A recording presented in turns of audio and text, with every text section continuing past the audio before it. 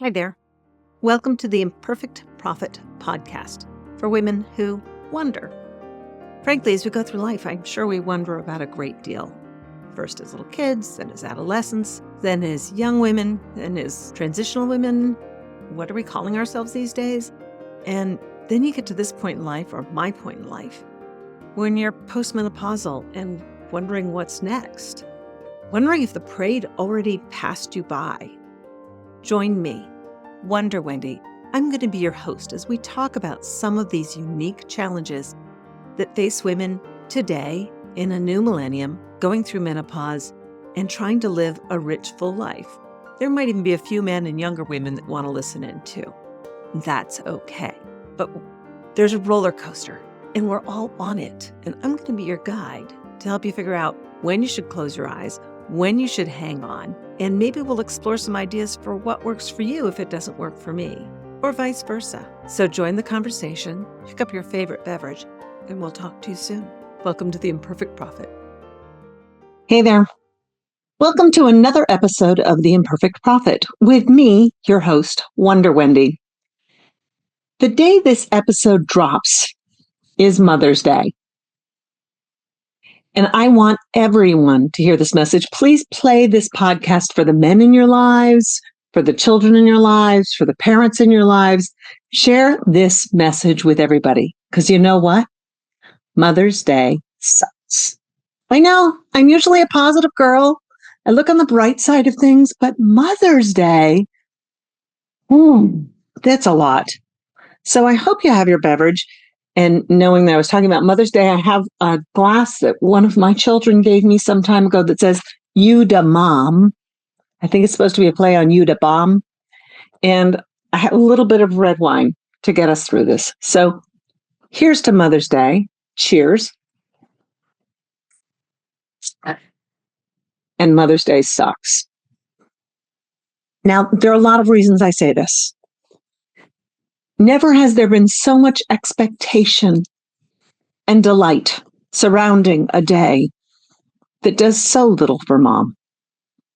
And I'm not just talking about people who have physically produced a child from between their legs.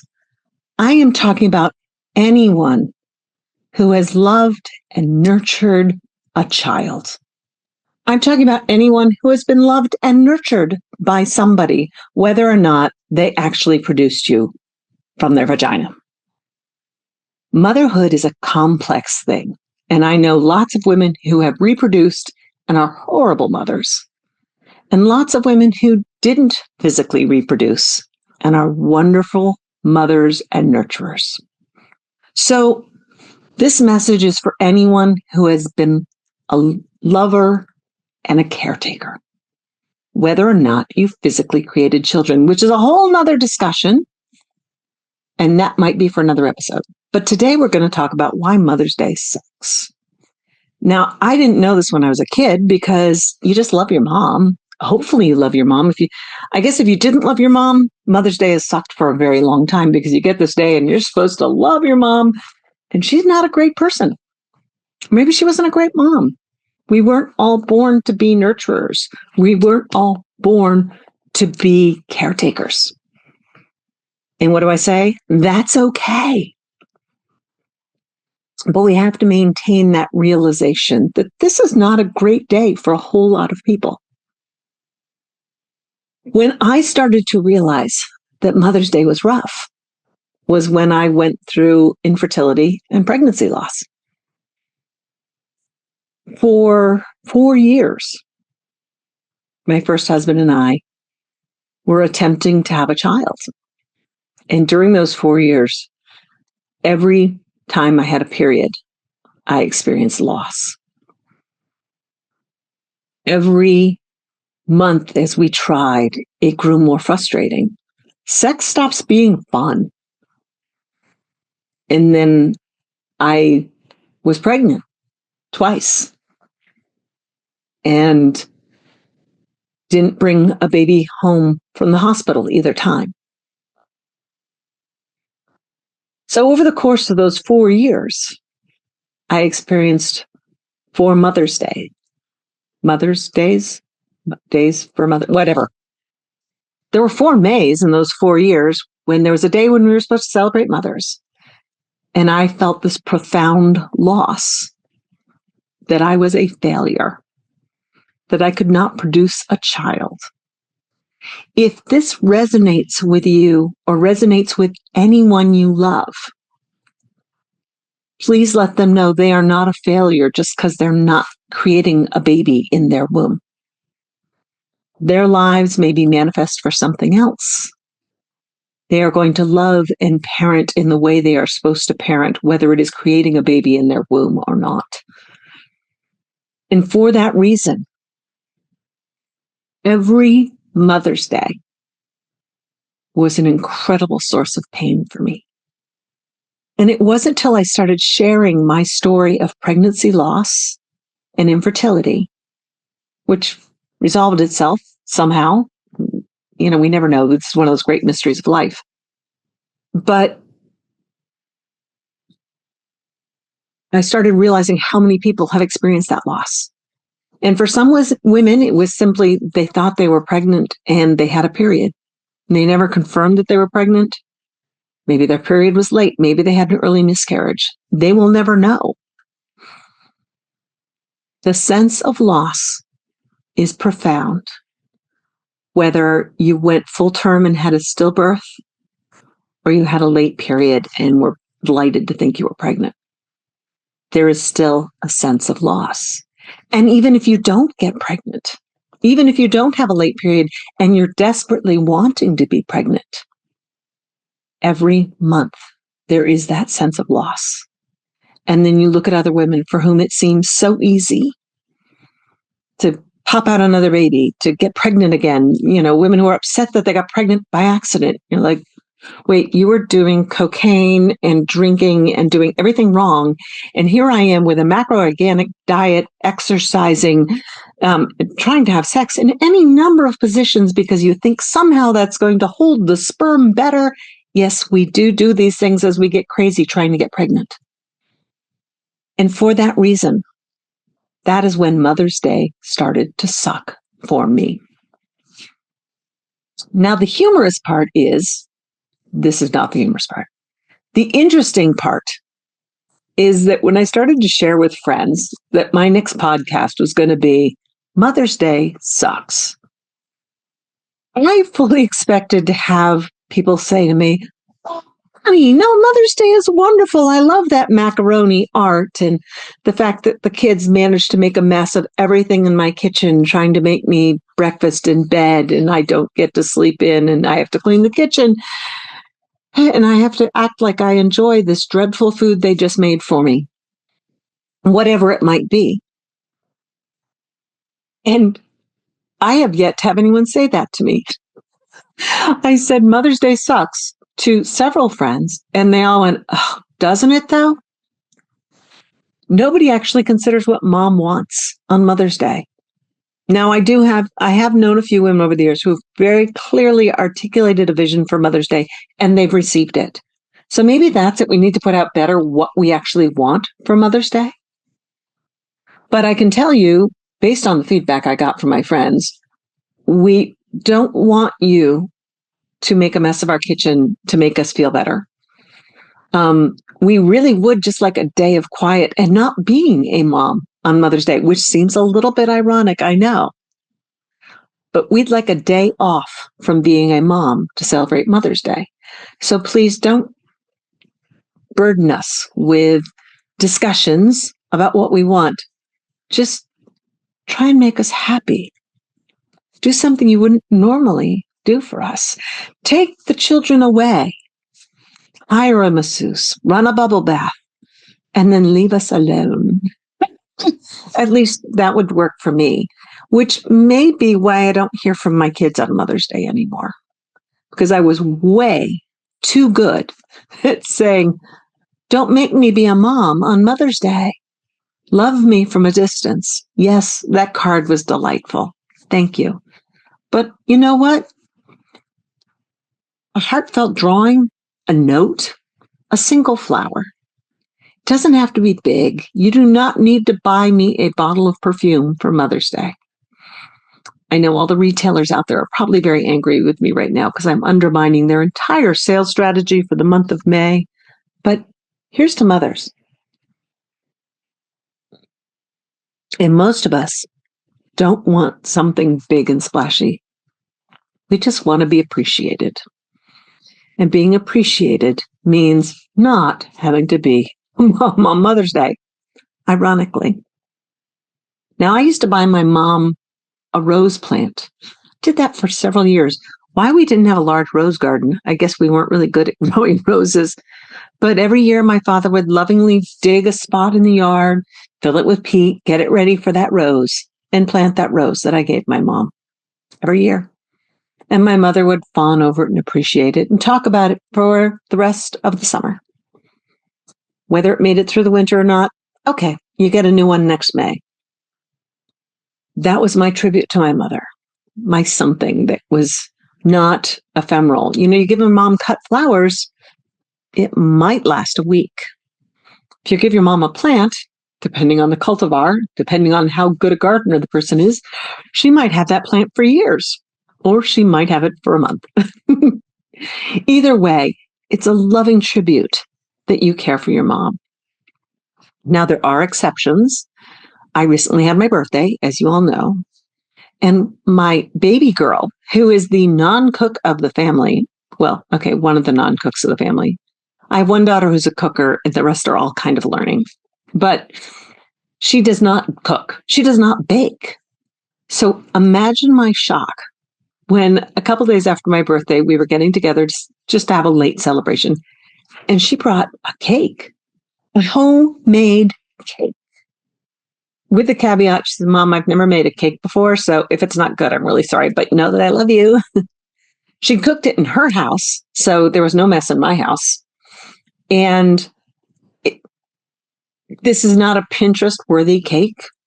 I'll be, in the strict definition of Pinterest-worthy. But I took a bite. Be still my heart. It was fabulous. It was moist and flavorful and rich. This kid had never baked a cake before.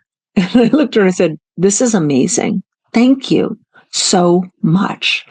That meant the world to me. Again, I didn't have to clean up a mess. Yes, it is a calorie bomb, and I've broken it into small pieces, and I only have a little bit every day because it's so rich, but it is so very good. And I said to her, sweetie, you did a great job. Don't defend this cake. It's amazing.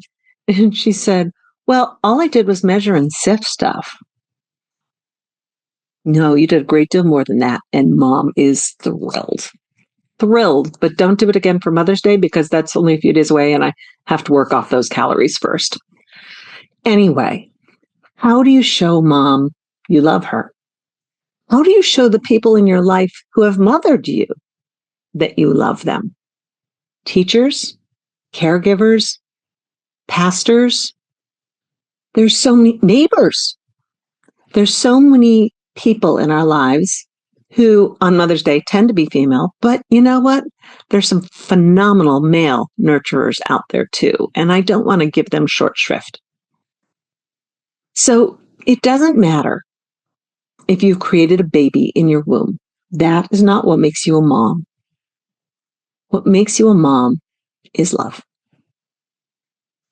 Love and caring and nurturing. Please, if you take nothing out of this episode, take that. Being a mom doesn't mean giving birth. It's about how you treat the people in your life. Don't let yourself be evaluated by whether or not you have a womb and whether or not it is a place to grow a baby.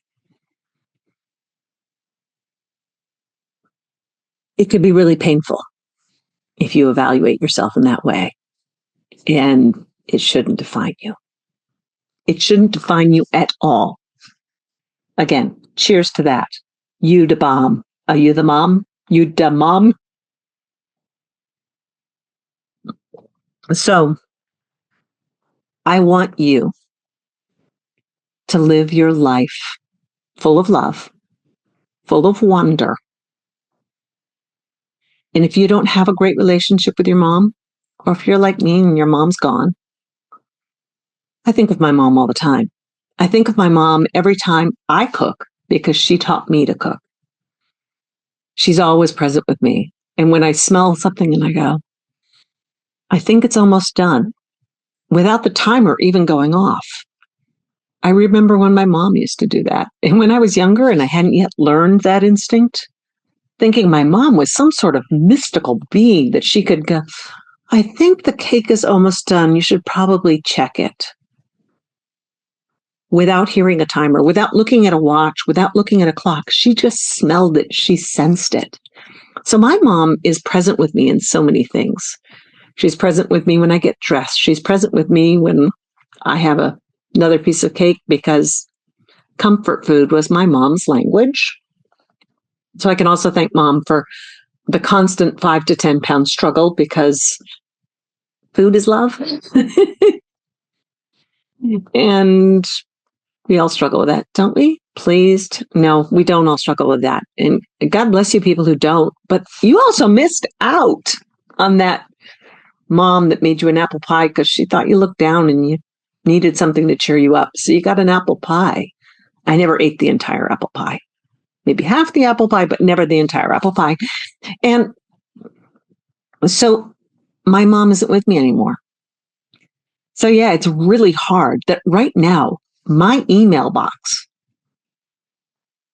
gets so many messages at this time of year. Show mom you love her. Show mom you care. Show mom, show mom, show mom, show mom. And every single one of them has a price tag on it. Well, I can't show mom I love her with anything that has a price tag on it. I have to live my best life and live what my mom taught me to show mom that I love her. And have the hope that somewhere, maybe up there, she's looking down and thinking, hopefully she's thinking, wow, I did a good job. Cheers to that. Mom would never say cheers to that unless maybe it was a good fruit juice. My mom didn't really drink.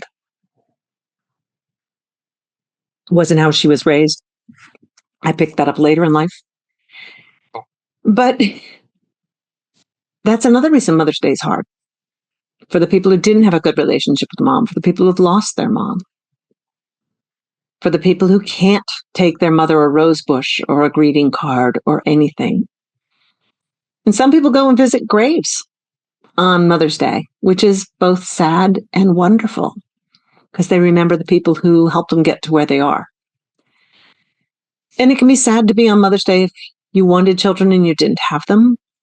So if you know somebody who doesn't have children and they helped mother you, maybe it's time to take them a card or a flower, or take them out for a cupcake or a cup of coffee, whatever it might be. I have one friend who every Mother's Day asks that her family gather and take a hike.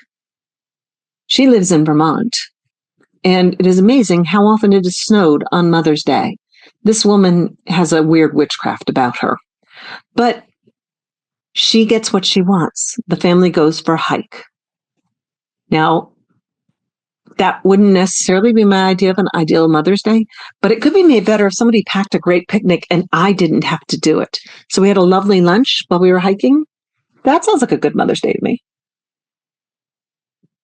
Cheers to that.